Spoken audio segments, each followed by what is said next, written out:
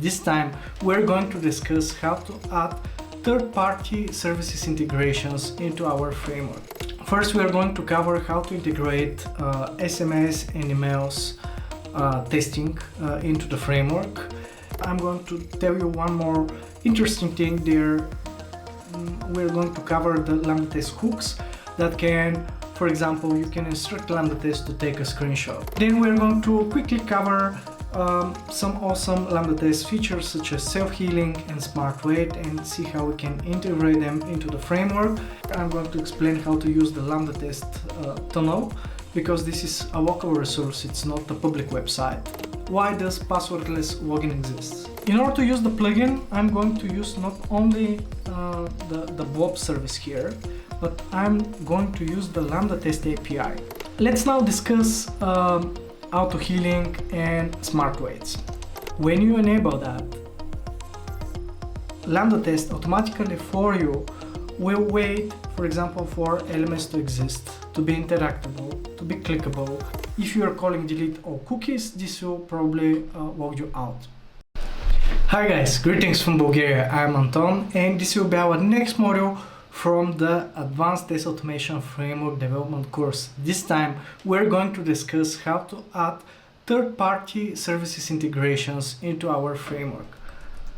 But before we begin, hit the ring bell so that you get notified when new videos are published to the Lambda Test YouTube channel.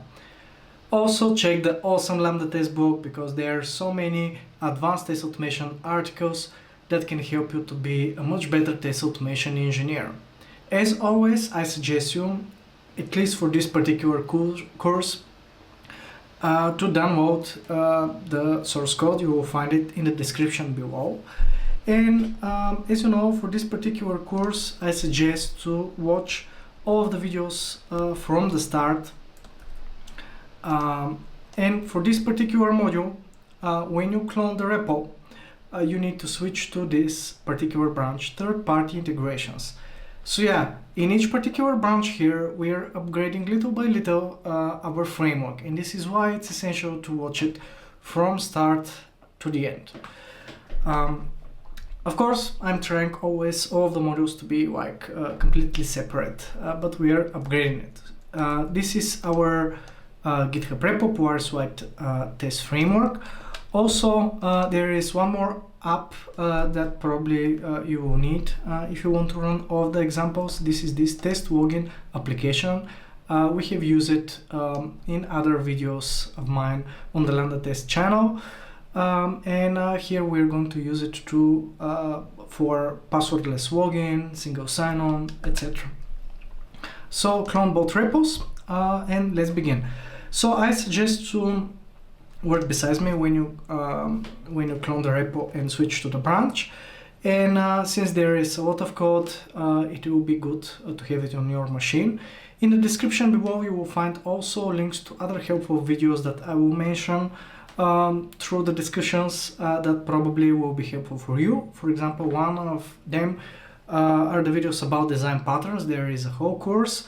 And we are using extensively design patterns in this framework design. And you will find other helpful articles as well. And you will find jump links if you don't want to watch the whole video. Here is a short overview of the course. These are just groups, are not the exact videos. This time we're going to talk about this advanced functionality and best practices, right? And this is the exact table of content or what we are going to discuss. First, we are going to cover how to integrate SMS and emails testing into the framework. We have covered that before, especially when we discuss passwordless login videos, at least in Java. Here is relatively similar. This is why I won't spend so much time on the exact implementation, but rather on how to integrate everything together into our framework and discuss all the best practices when we write such system tests. One new thing that we're going to cover is actually how to use Azure Blob storage. This is like a cloud storage that we can basically upload files. And we're going to use together some other Lambda test specific features, such as Lambda test APIs that we developed in the previous module. And I'm going to tell you one more interesting thing there. We're going to cover the Lambda test hooks that can, for example, you can instruct Lambda test to take a screenshot, and we're going to use that later in a separate plugin that we're going to upload all of the screenshots or all of the videos for the whole recording. We're going to download it in a separate plugin and then upload it to Azure. And this might be beneficial in some cases where you know, for big enterprise projects, sometimes for security reasons, or when their requirement for certifications like ISO certification, we need to hold those videos much longer than, for example, usually these videos are stored for 2 weeks, but there we can store them indefinitely as a proof of what was tested. Then we're going to quickly cover some awesome Lambda test features such as self-healing and SmartWait, and see how we can integrate them into the framework. And after that, through all of the discussions, we'll see a couple of integration plugins, such as a plugin for authenticating us into the application instead of repeating the whole code, another plugin for sending SMS on failure of very important tests. And yeah, so a lot to cover. Let's begin. First, let's discuss email testing. Again, please, if you're going to run all of the tests, you need this login application. It's a Node.js application that I have developed in the past. It's very simple. Basically, you can start it with a single command. I have already done that. It's right here. You can start it with the following command: node server.js in the current folder, and after that you can navigate to localhost 3000. That's it.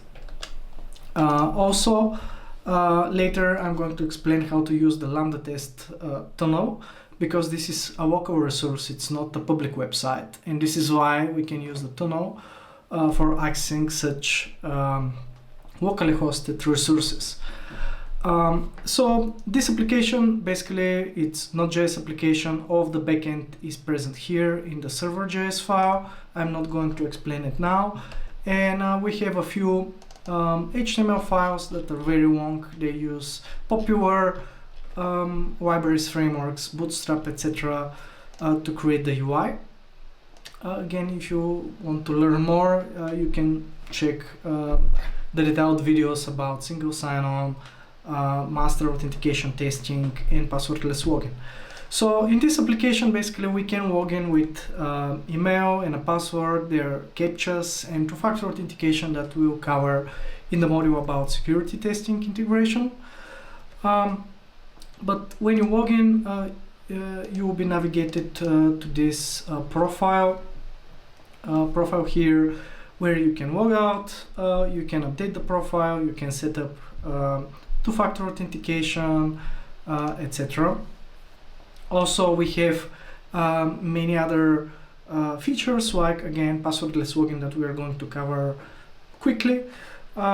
Basically, login through emails and the calls that we received later, through SMS, single sign-on, again through Google, Facebook, and other service providers. We can register account, activate one, request password reset, etc., and all of that. So I have already created such tests and convert them to C# from our Java examples. And one interesting thing is, again, let's quickly discuss what is passwordless login, right? So the passwordless login is it gives you the possibility to, passwordless login is authentication method where a user does not need to enter a traditional password to gain access to an account. Instead, other methods like OTPs or one-time passwords are used, biometric data, magic links, sent via email or SMS, For example, GitHub added support for passwordless login, Slack sends magic links, etc. And again, we're not going to cover the whole theory, but yeah, why does passwordless login exist? And the first common reason is security. Traditional passwords can be phished, guessed, or even brute forced. And while passwordless solutions, when implemented correctly, reduce this risk. And of course, usability. Remembering numerous complex passwords is challenging, and passwordless systems offer smoother user experience. And in order to support that, we can integrate services such as mail swap.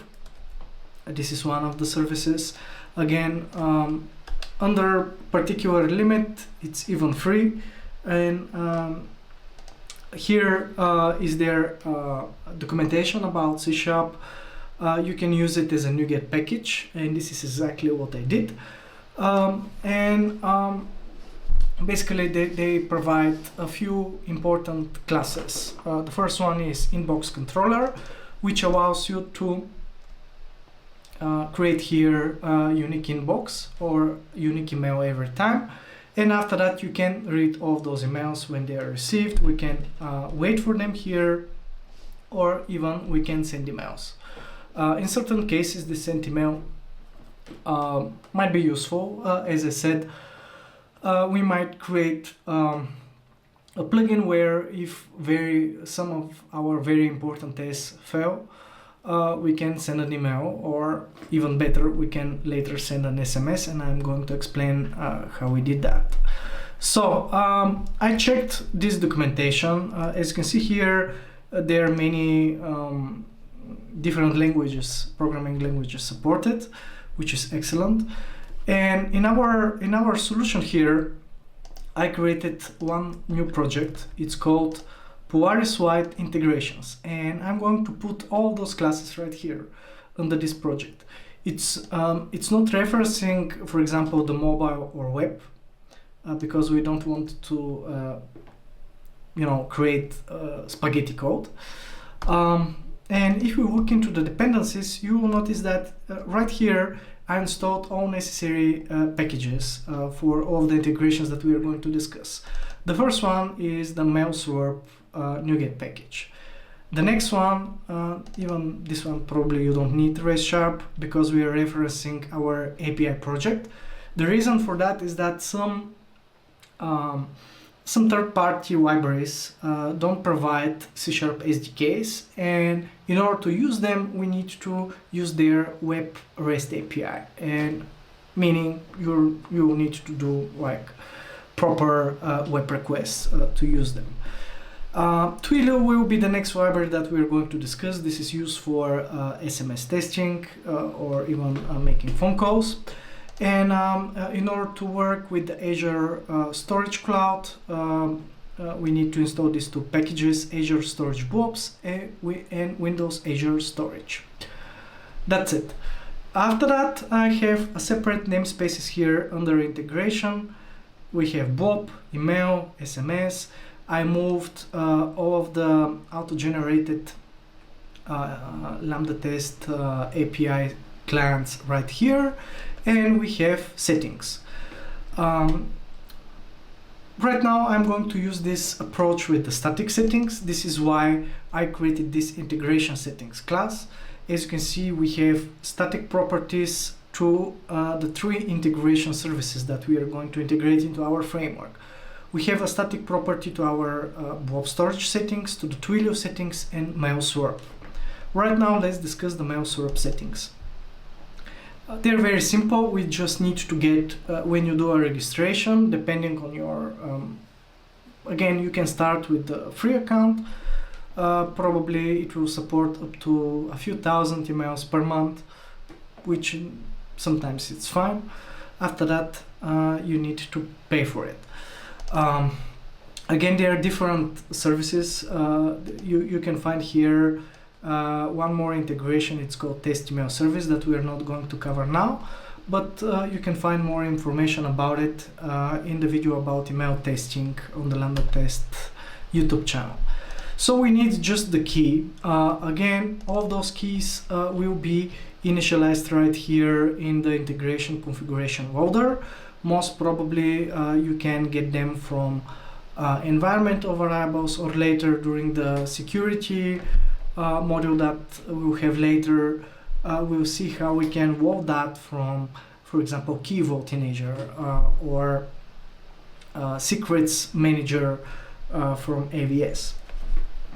But yeah, most of the time we're storing that in environmental variables.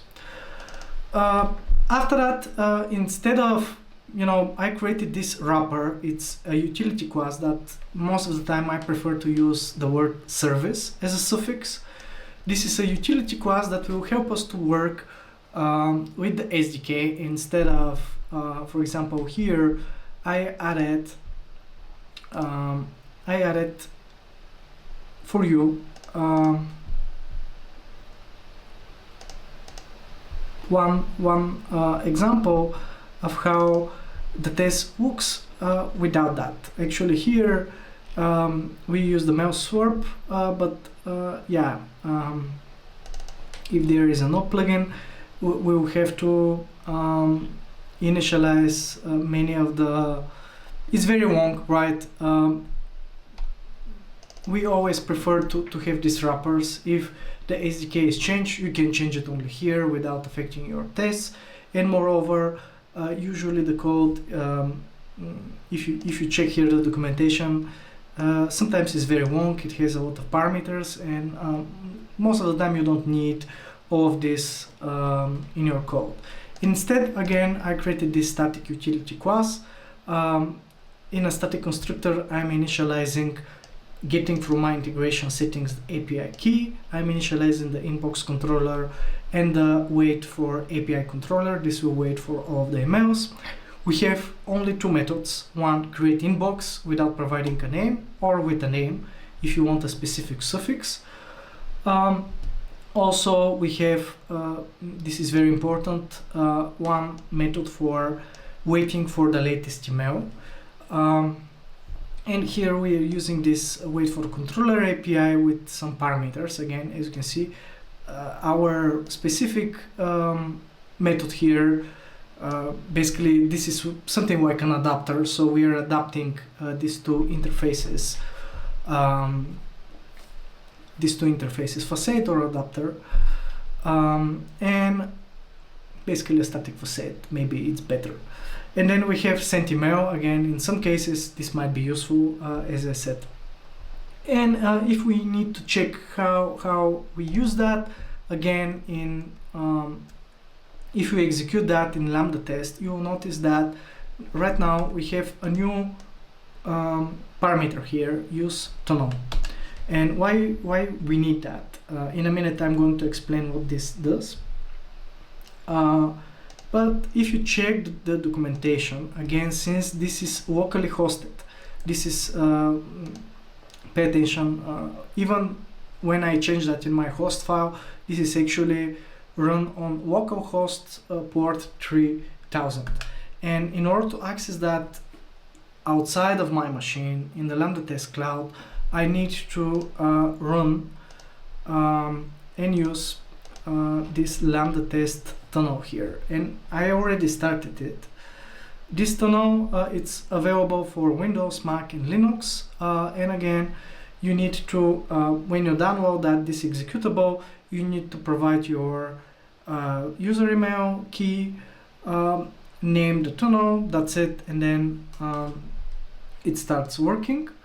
As I said, I already started it. As you can see, I use environmental variables, and on my Windows machine I can access that through this syntax with percentage signs. That's it. But this is not the only thing that you need to change in our code. Now we need to provide a specific capability, and I modified a little bit the constructor of our Lambda test attribute. If you remember, this Lambda test attribute is responsible for initializing these grid settings that later we use in our driver factory to start the grid. So right here, because I didn't want to break all the existing tests, if I create and change just this single constructor, I added at the end this useTunnel parameter, but as default parameter. As default parameter means that right now it has a default value of false. By default it's off, and if I want to turn it on in the capabilities, I need to explicitly set it in my attribute, and this is exactly what I did in my test class.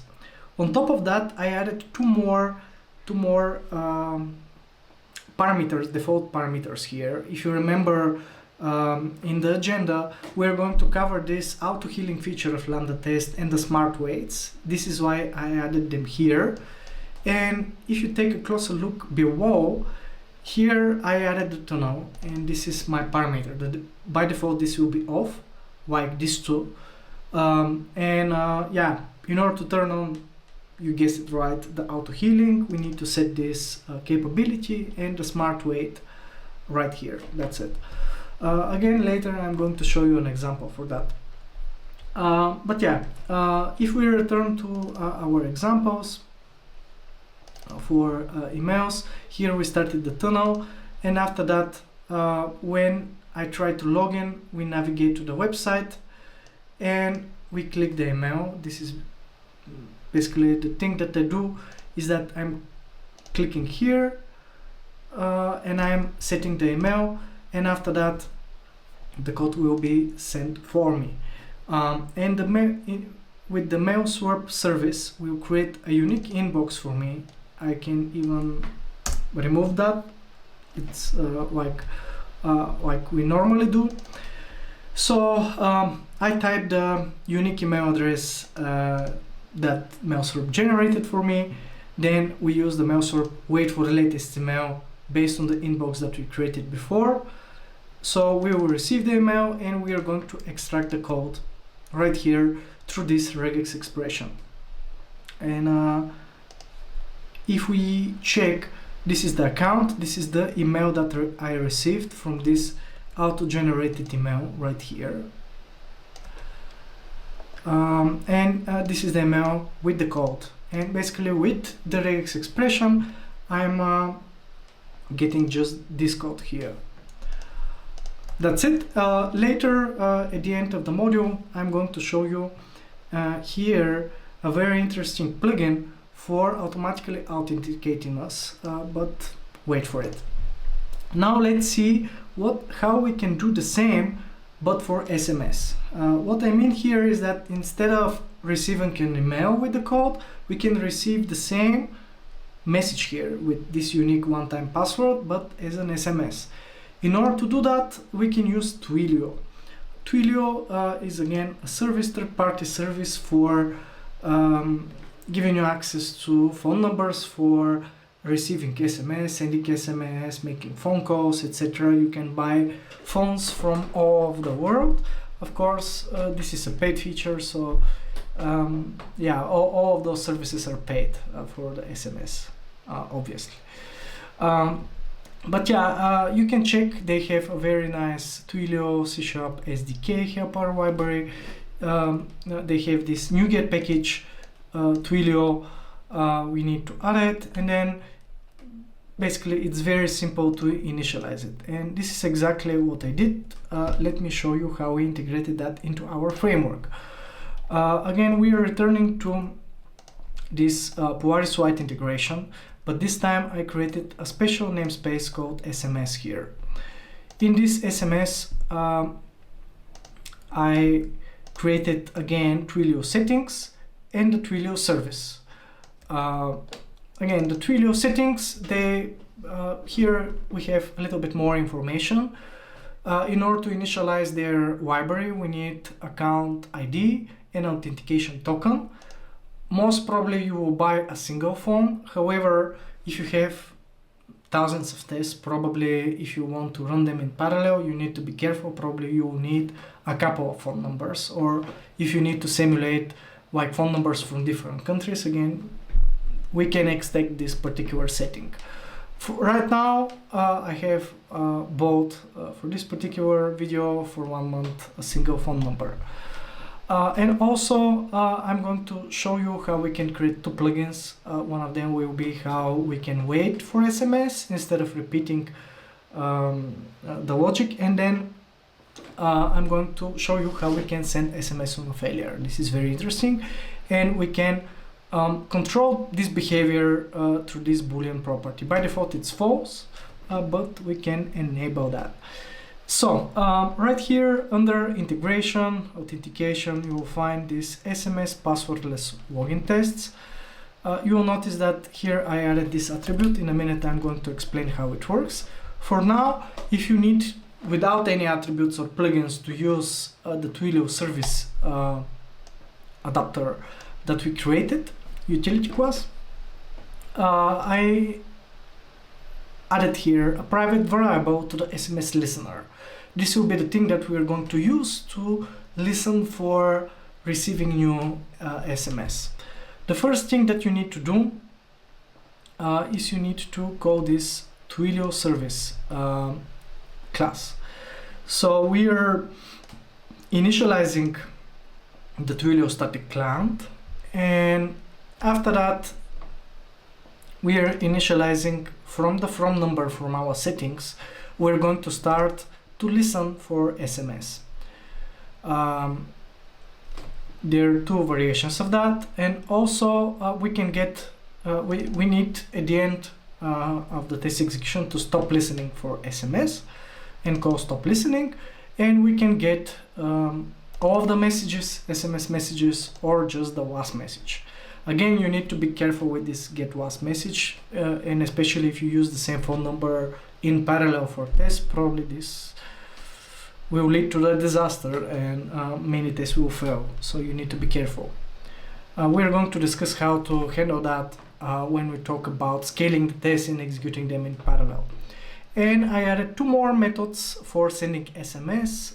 Again, I just checked their documentation.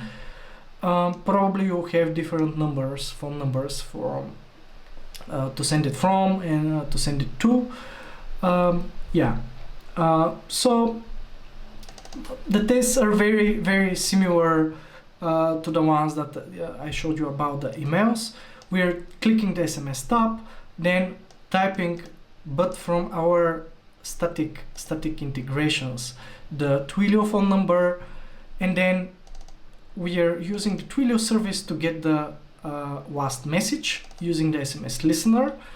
As you can see here in the test initialize, we started listening for this particular phone number, part of our settings, and at the end, if the listener is not known, we are stop listening for the SMS.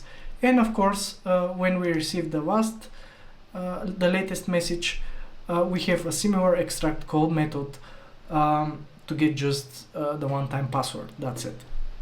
Again, I built this listen for SMS attribute and plugin because I didn't want every time to repeat this code. For example, initializing the listener, stopping the listener, etc. In order to handle that, again, I created this listen for SMS. This is outside. Maybe you can, it's fine. We can add that, at least these particular plugins, we can add them to our integration project. That's fine, because they are not related to our custom logic in the project. So this is very simple attribute, nothing really special. We can set it only on a class level, as you can see. We cannot put it on top of tests. And after that, this listen for SMS plugin is deriving from our plugin observer. We have a static instance to the SMS listener. Again, if you run this in parallel, something else needs to be modified here. Before the original test initialize of the method, we check the attributes. If the attribute is present, then we should listen and we initialize the listener. And after that, before the test cleanup, we'll stop listening. That's it. As I said, I created one more plugin. As I said, in some enterprise projects, some people execute some of their very important tests. They're called heartbeat, even on production. Imagine that, I don't know, maybe you can have tests that are running on every 5 minutes, checking the most vital services for your web application. This might be the login, this might be the register form, or whether the online shopping is loading. Most of the time these tests are read-only because you don't want to insert or create something on production environment. And if some of the services is down, then we want somehow to notify our admins or our SWAT team or the most senior engineers so that they can check what's going on. Actually, in the past, I was part of such a project where we had something similar in place, and in a couple of occasions we were getting up quite early, 3 a.m. during the night, to check why something happened, right? So how this works, again, we are deriving from this plugin observer, the base class for all the plugins. We are checking in the integration settings whether this feature was enabled or not, and if the outcome of the test is an error, meaning it failed, then we are getting our Twilio service, but this time we use this send SMS. Most of the time probably this is just a fake random number. Maybe you will want to send multiple emails, or as you can see, the message here is some of our heartbeat tests failed on production, call the SWAT team, and we're notifying maybe the team leader for that. All right, let's continue. What else? Let's review now the Blob storage. What is the Blob storage? I already created the plugin. I'm going to explain it in a minute, but this is a demo account that I created. This is the Blob storage. You can think of the Blob storage, the Azure Blob storage, something like cloud storage in Azure, where you can upload any files. This is like, let's say, an enterprise version of Google Drive or OneDrive. It's not that, but like we created this specific storage that you have SDKs that you can upload files here. It's not only that, because you have, for example, here file shares, you have queues, you have tables without a schema, and usually in these Blob containers we can store huge files. That's it, that we can read and write. And as you can notice here, I created a plugin for storing all of the videos that I downloaded with Lambda test APIs for previous executions, and I did the same for the screenshots. Right here we have some screenshots. In order to learn how to use it, you can use, and I'm going to upload that, I'm going to add that to the description resources. They have a NuGet package that I already showed you how to install. It's very useful to use, it's very easy to use. You need to add this to packages here. After that, you just need to, basically they have a wrapper for their SDK. It's using their web REST API for reading files from the Blob storage, uploading them. Basically that's it. And the thing that I did is, again, in our integration project, you will notice that I created a new namespace called Blob. Inside this Blob, actually, sorry, this is our demo project. In a minute I'm going to explain this plugin here, but in our integration project right here, we have a Blob namespace. Inside this Blob namespace we have settings, and the only setting that you need is you need to copy this connection string after you create the resource in Azure. After you have the connection string, this is the only thing that you need. I created this adapter wrapper facade. I forgot to make it static, but maybe it's a good thing to follow the same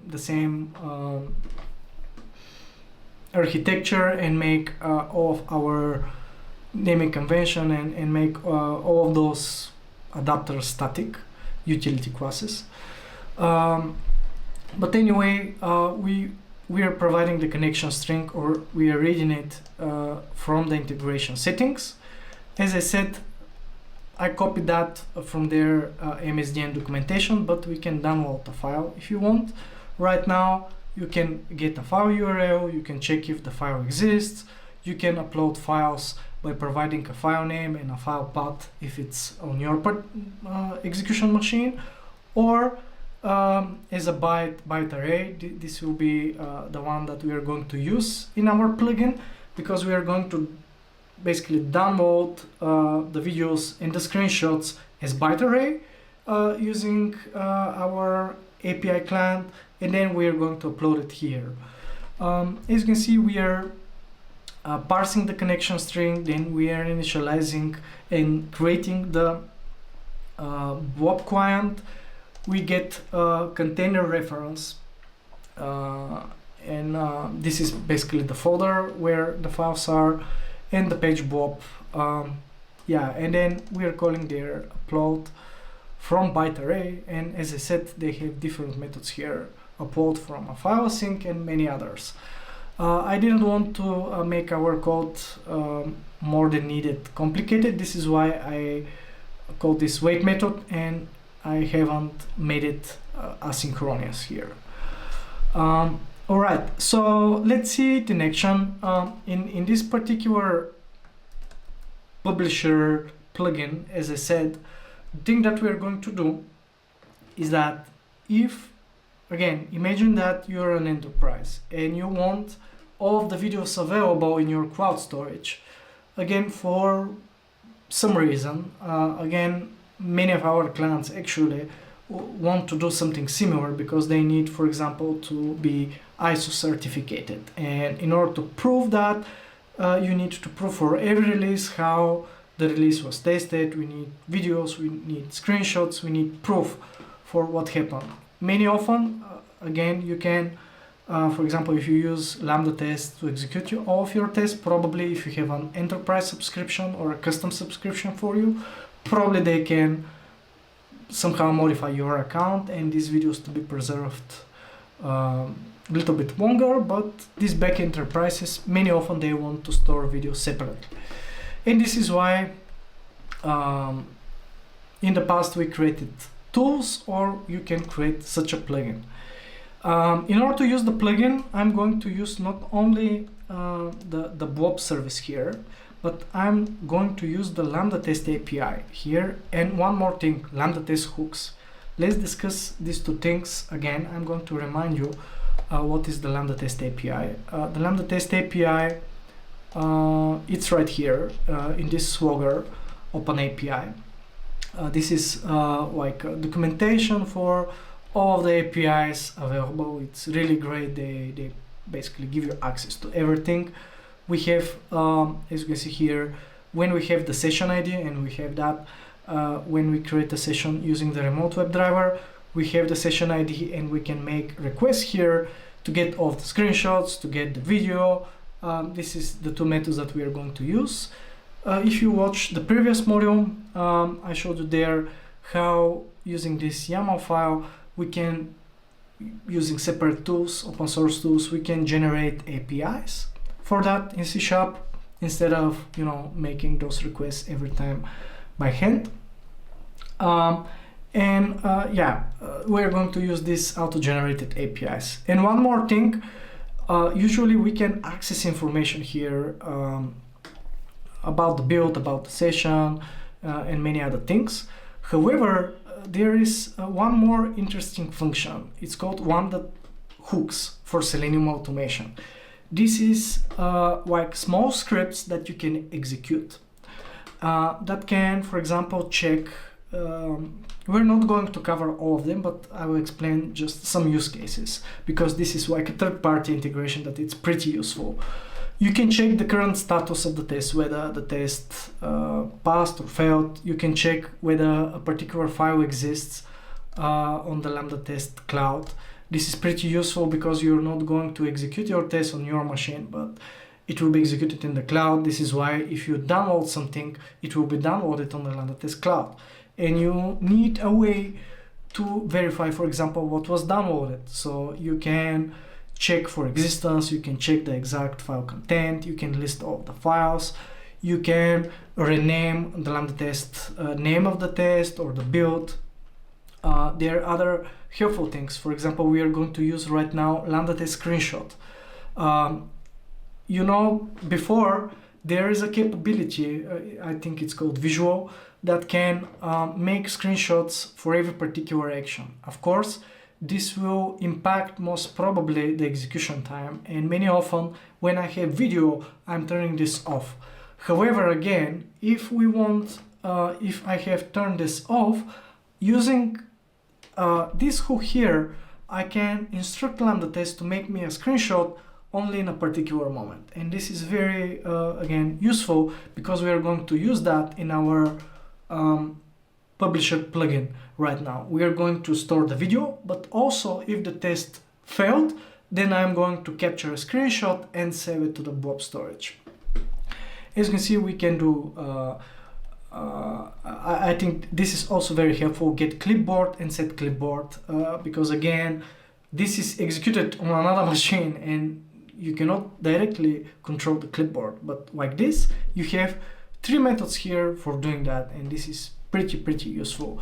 And I added that actually to our web project. I call that Lambda test hooks. It's right here in the web project. I have a folder called integrations. For a reason, I haven't put that into our integration project, because our integration project, it's not connected to the web project. It doesn't know about it. And right here, to trigger the hooks, we need to use our JavaScript adapter in order to send these scripts. So this, as you can see, this static utility class, it's using our driver adapter as a static variable here. And we are just executing these scripts that we are formatting them using string interpolation, providing all of the parameters. That's it, nothing more. All right. And as I said, I copied all of the auto-generated APIs from the previous module right here into our integration project, because before they were in the system test project, but their proper location is our integration project. And in our new plugin, we're going to use this session API client. Again, to, as you saw, we have methods for getting the link about the video and to the zip with screenshots. All right, so this plugin, be aware, it's a little bit more complicated, but really quickly I'm going to explain how it works. It's overriding only one method on after test cleanup, meaning that our test finished and then we're going to do that. We are checking whether this is a Lambda test execution, otherwise we don't have video recordings or screenshots, we cannot use the API obviously, and you don't want to execute that locally. So only if this is a Lambda test run, we're going to work with that. From our driver factory, we have a reference to the current session ID. This is something new that I added. It's a static property. It's a static property to that we are initializing when we start the grid here. So we are getting it from here. And if we return actually something new, I'm going to, yeah, we're going to fix that later. It's in another branch. All right, but yeah, we initialized the API client adapter, and after that we have the session API. Again, API client adapter, if you remember, this is something from our API project that we are going to use, for example, as you can see here, to download a specific file. Besides that, we use the session API client. This comes from the Lambda test API clients. We call this get session video asynchronous. Again, we don't directly use async methods. Again, to make it a little bit more simpler, but every time you need to call here result in order to wait for this request to be executed. So we get this video response. From there we have just a URL to the video, but again we don't need just the URL, but we want to download it locally. This is exactly what I'm doing. I'm using our API client, I'm downloading it async, and the result is a byte array. When we downloaded that, we haven't saved it to a file yet. This is just we downloaded it in memory. Then I'm initializing the Blob storage part of our integration project. We are creating here using string interpolation a unique name. The unique name is we are using this member info, which is a class part of reflection. This is the name of our test class. This is the name of our test, and we use string interpolation formatters for generating this stamp to format just this unique file name, right? And after that, I'm calling our upload file that it's using this third-party integration to the Blob storage. This will upload the file. Until here, we just uploaded the video. If you need all the screenshots, maybe you don't need them if you have a video recording, but I wanted to show you also that. Right now, I'm checking if this is a failed test. Then I'm calling my static utility class lambda test hooks, and I'm extracting lambda test, please make a screenshot for me. Again, as part of our capabilities, I have turned off all of the screenshots during the execution, but this will create a separate, only a single screenshot for me. However, if you check the API, you will notice that it's returning a zip file, a link to the zip file with all of the screenshots. You cannot get just a single screenshot, right? This is why I'm using our API client to download in memory our zip file. When I have in memory the byte array with the zip file, I'm getting my temp folder, and I'm using some C# code here to create a new directory and use this special zip file library. It's part of the .NET framework to extract in memory from the byte array this zip file to the folder. After that, I'm getting all of the files, all of the screenshots. I'm generating similarly a unique name, and I'm uploading them to the Blob storage. Then I'm deleting the zip file and deleting the directory. I know, again, here we use a lot of .NET libraries to work with that, but that's it. Again, it can be much more complex if you have additional tooling. All right, let's now discuss auto-healing and SmartWaits. As I said, auto-healing, I enable that through these additional parameters. By default, I turned off the tunnel, the SmartWait, and the auto-healing. If you want to turn them on, we need to explicitly set the default parameters like this. In our test login application, I added this new checkout form. As you can see, it's just checkout index.html. It's really a static web page using one of the Bootstrap demos. And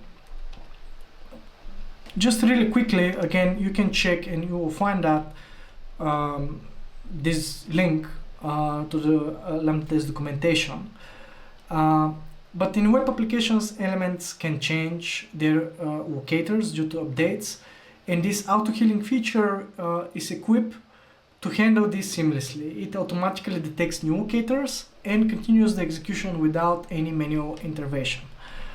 While it's really powerful addition to your testing arsenal, there are some limitations. For example, it cannot recover from, for example, WebDriver initialization or system level failures, and it can reduce test flakiness, but you need to review all of the logs and understand why the test need healing and fix all of the locators. But when you enable that, Later, in the logs, again, there is a separate video about that. You will find the link below. But as you can see here, we have this icon, and when you click it, it will say this was your original locator, it failed, and I found this one that it's working. It's really powerful when you enable it. Again, it's out of the scope right now to discuss the actual test. It's very simple. We have one page object here, just referencing all of the elements. I just, again, refactor a little bit the examples from Java before, integrated into the framework. That is what I did here. But yeah, we are just returning and using the framework in general, and we are deriving from the web page. And after that, the test, as you can see, is very simple. We are initializing this new local page, we navigate to it, we just fill the information, that's it. However, if we take a closer look to the example, right here, on purpose I opened here the developer tools.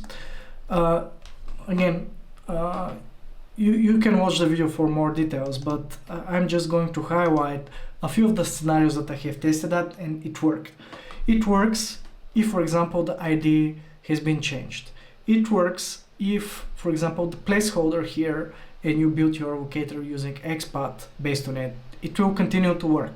It will continue to work if you based your XPath locators on particular label.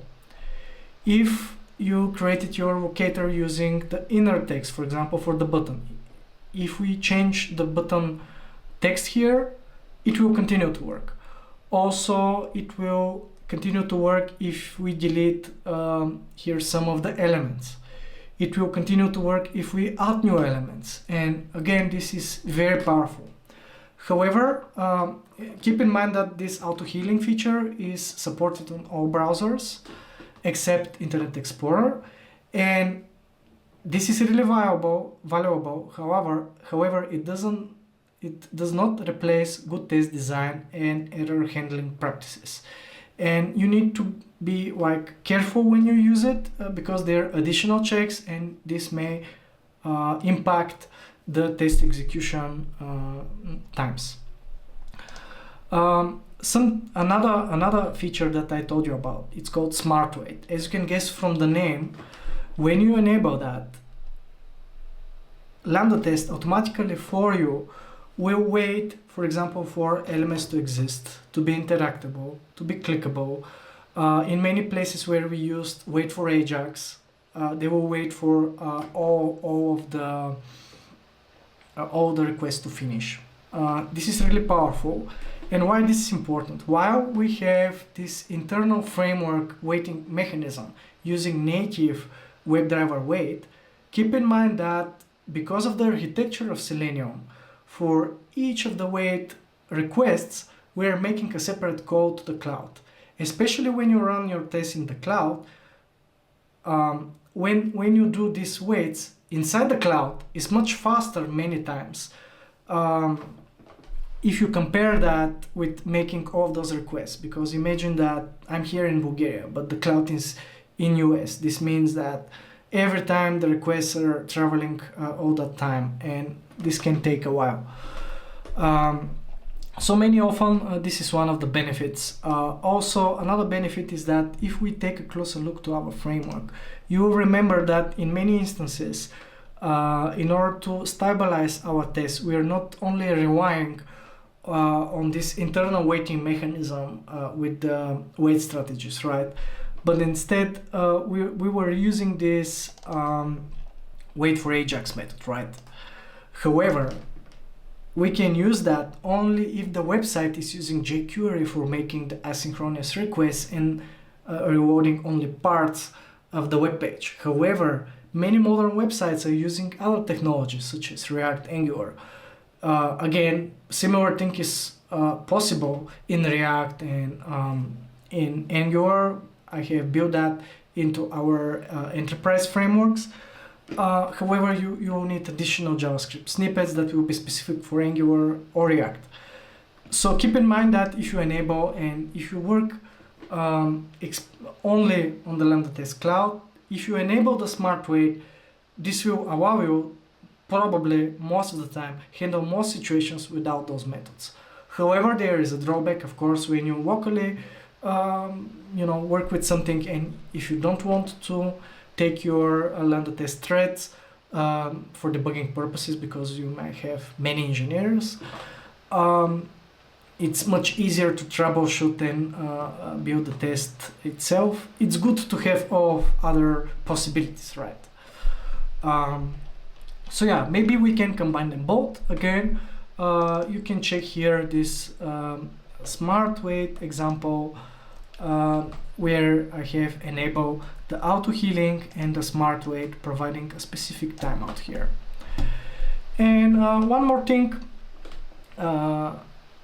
let's see one more example. I want to show you, instead of repeating the whole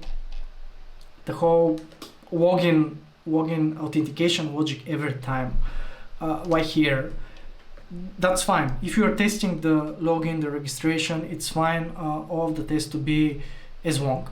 Of course, you can create patch objects, you can isolate how we are authenticated, you can put that every time in the test init, but again, every time you are repeating the whole code, or you need every time to delete all of the cookies. Most of the time, if you are using the browser, if you are calling delete all cookies, this will probably log you out. All right, so what is the alternative? The alternative many times is that we can create a similar authentication plugin based on attributes. As you can see right here, I use this attribute. It's called authentication.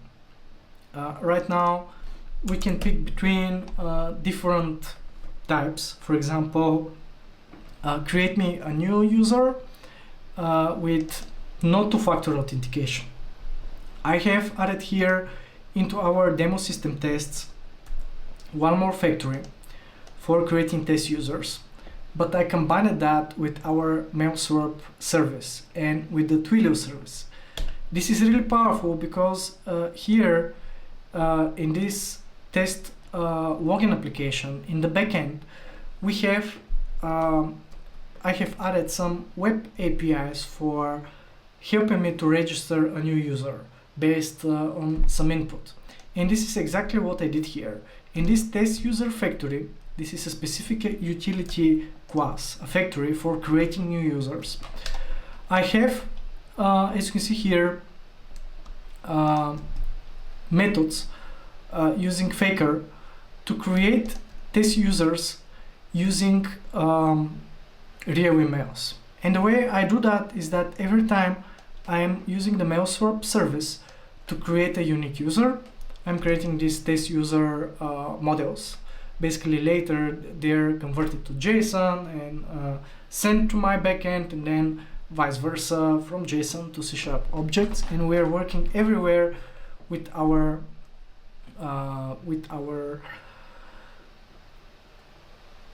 API client, which if you remember from a previous module, this will enable us to have toast messages, BDD logging, and everything else. You see that every time.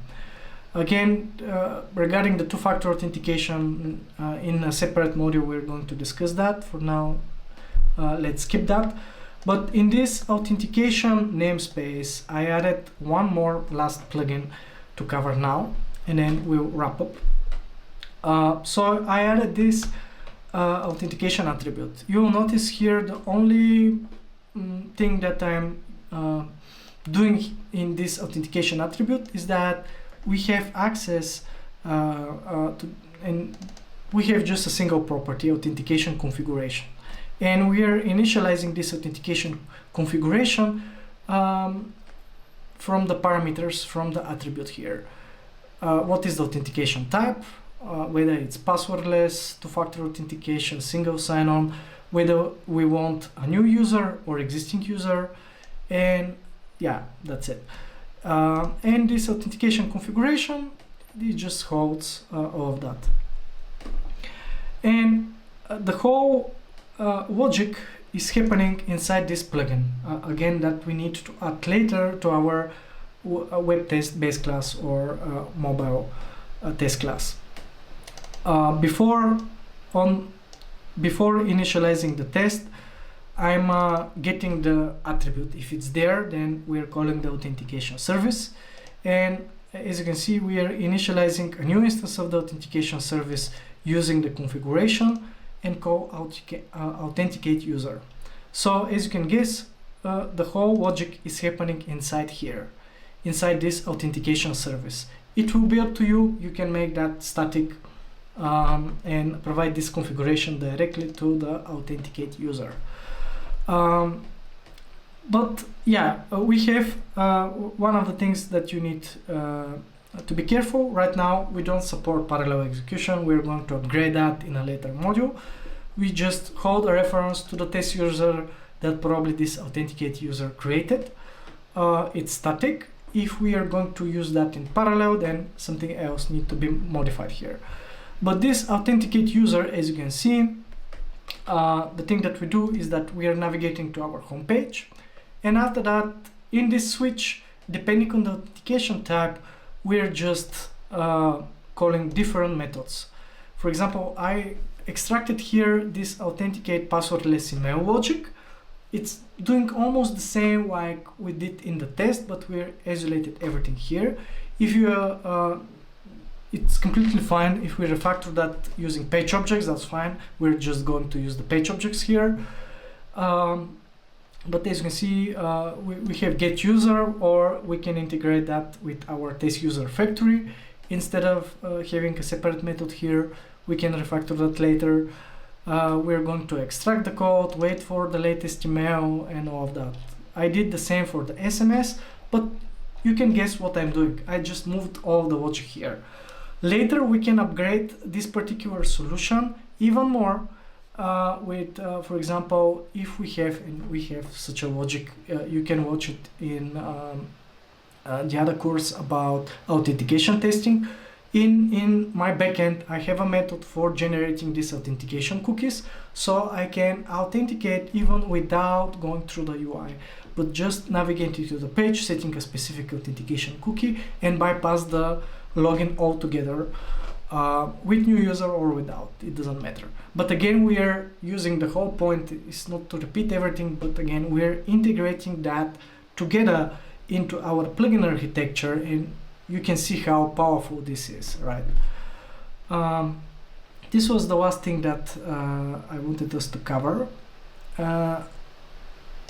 So we covered SMS, and email, passwordless login.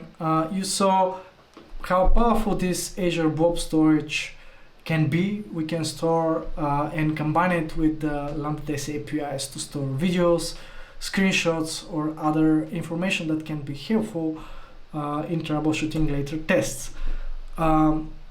You can check the self-healing and SmartWaits. They are really powerful, especially if you are heavily depending on the Lambda test execution.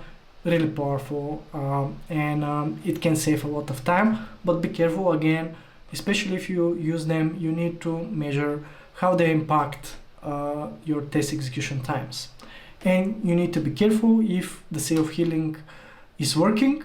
Probably you need to check the logs more carefully and fix your test later when you have time. And we saw some plugins like, for example, waiting for SMS to be received, for sending SMS on test failure. You saw this advanced plugin for uploading videos and screenshots to the Blob storage, and this authentication plugin. And you can see how powerful this plugin architecture of the framework is, and we're combining all of these pieces together.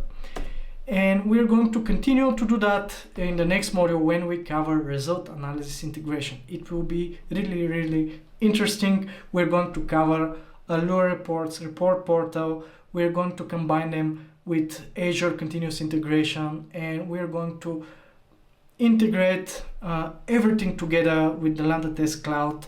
For example, linking,